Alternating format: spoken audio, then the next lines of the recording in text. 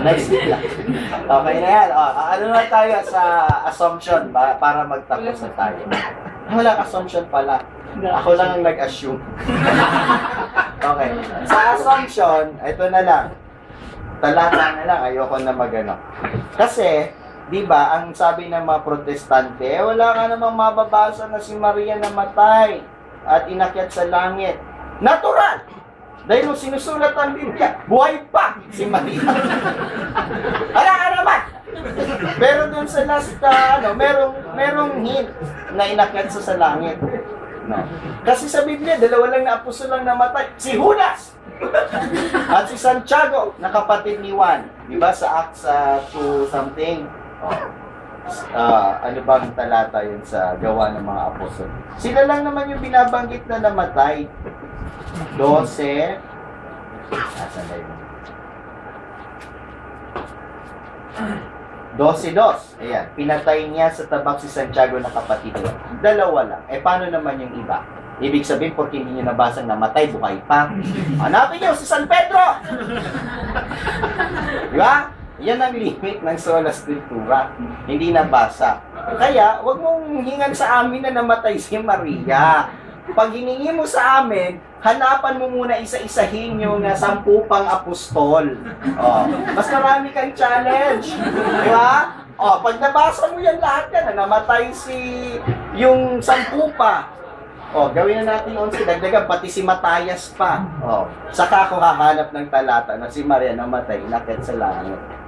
Di ba? Kasi buhay pa nga. Yan nga naman, sulat mo na pagkamatay. Katanga.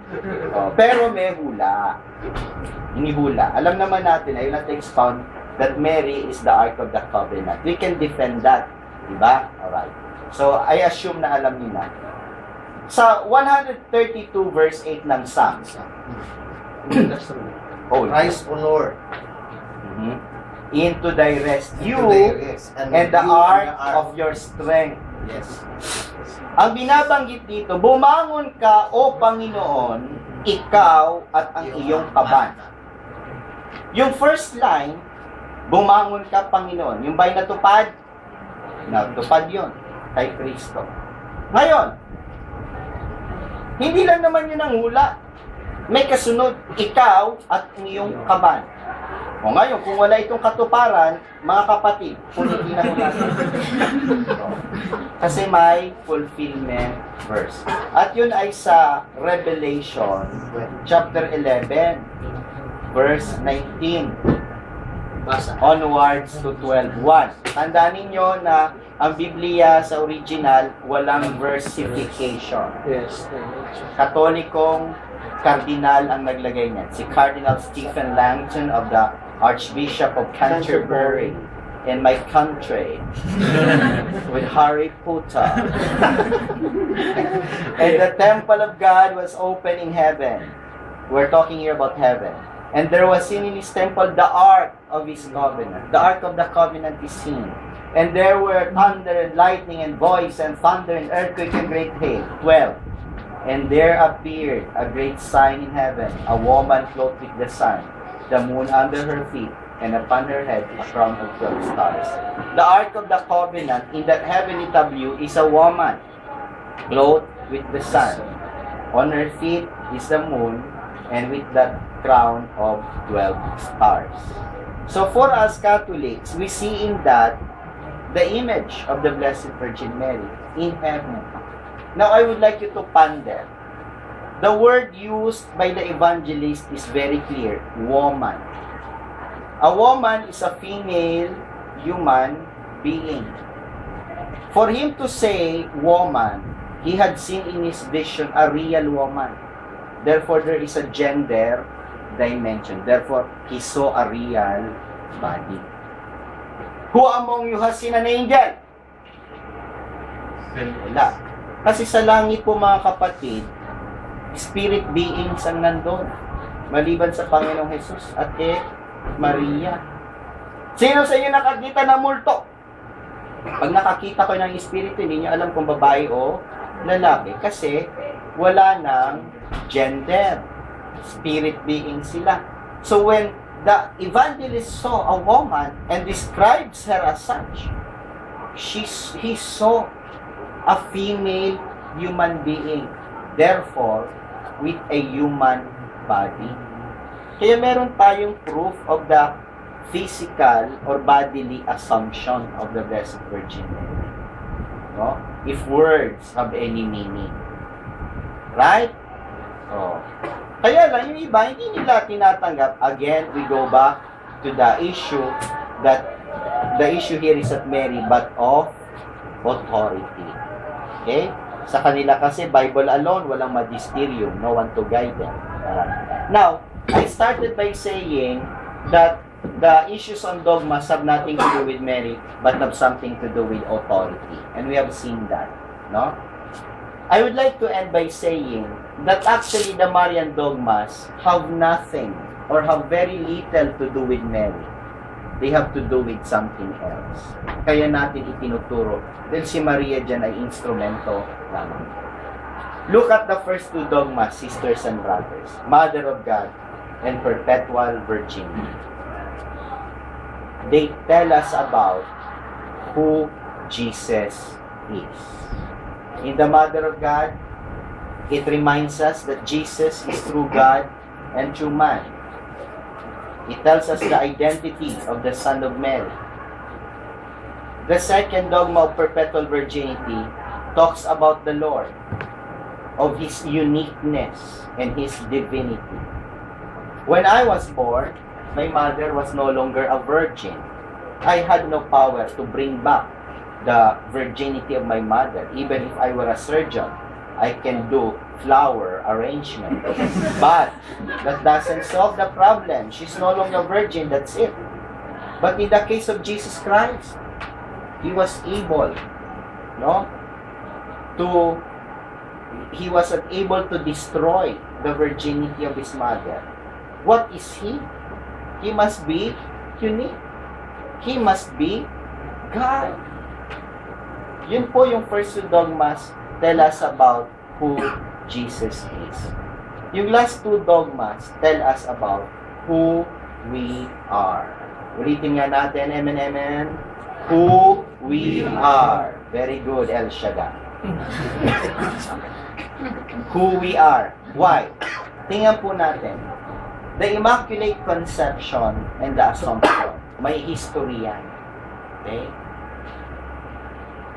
Yung Immaculate Conception was dogmatized by Pope Pius IX in 1854. That was the time of the 1900s that the pervading philosophy of the world was Darwinism.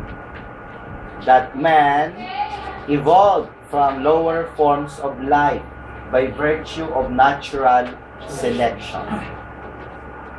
Pinaniniwalaan ng science yan. Sabi ko, ako hindi naniniwala ng tao galing sa unggoy. Hindi ako naniniwala. Bakit? Kasi kung ang tao galing sa unggoy, bakit si Vice ganda? Mukhang kabayo! Pero nga, kidding aside, yun ang philosophy. You know pala, sisters and brothers, when the Pope, syempre guided yan ng Espiritu Santo. Ang timing niya laging perfect. And He uses the Virgin Mary to refute, to confound the wisdom of the world. Ang sabi ng Santo Papa Maria, hindi totoo. No? Ang ating kaluluwa, infused. Hindi yan nag-ibig. Kaya dinogmatize niya yung Immaculate Conception to remind us of who we are. That we are created in the image and likeness of God. That we have dignity infinitely superior to the animals because we have God as our Father. God willed us to exist like the Virgin Mary. So, the Pope was telling us about our origin, kung saan tayo nagmula tayo sa Diyos at hindi sa hayop. Kaya ang tao mataas po ang dignidad. Imago Dei. Noong 1951, November 1, 1951, si Pope Pius XII, dineclare niya ang dogma ng Assumption. 1951 was just a few years after the Second World War. Alam ba ninyo na yung 20th century where I was born in 1975, no? Kayo siguro 1900s din pinanganak, ano? 90 anong year ka? 83. Mas matanda ako sa'yo. Kaya qualified ako maging senador. Re-rest back tayo sa 2016. President naman. Kumanan natin si Marat si Bina. Malay niyo. Lahat tayo dito, walang year 2000 pinanganak, maliban yung bata. If you recall, the 20th century is the most murderous of all the centuries. Grabing gera. In so short a time, First and Second World War. Nagkaroon ng Cold War, Iran-Iraq War, Korean War, lahat na ng gera. The most murderous. Katatapos pa lang ng Second World War, where 6 million Jews were killed by the Nazi regime on the concentration camp. Russians killed 25 million of their people under Lenin. In China, during the Boxer Rebellion and the Cultural Revolution, they killed millions of their people. In Cambodia, in Vietnam, in the United States of America, 40 million Americans were not allowed to be born because of abortion. In our country also, we live in a culture of death. Sabi ng Santo Papa, hindi pwede ito. Let's refute this. So dinogmatize niya ang assumption. To remind us, if in the Immaculate Conception we are reminded of our origin, the assumption reminds us of our destiny. Sabi ng Papa, ang tao, ang kanyang kinahihinatnan ay hindi ang abortion clinic where you will be flushed out the loveless way. The end of man is not the Russian gulag or the concentration camp or the mass grave of Pol Pot or of the dictatorship in the Philippines. The end of man is not suicide. It's not extrajudicial killing. The destiny of man is in heaven. Body and soul. And we have the Blessed Virgin Mary to see as the figure of that promise. Amen? Yun po pala ang dogma. They tell us about who Jesus is and tell us about who we are.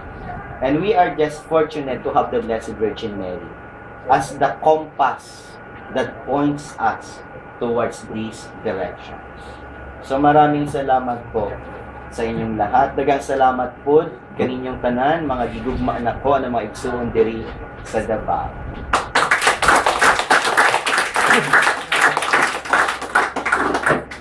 Okay, salamat Attorney Mars, no?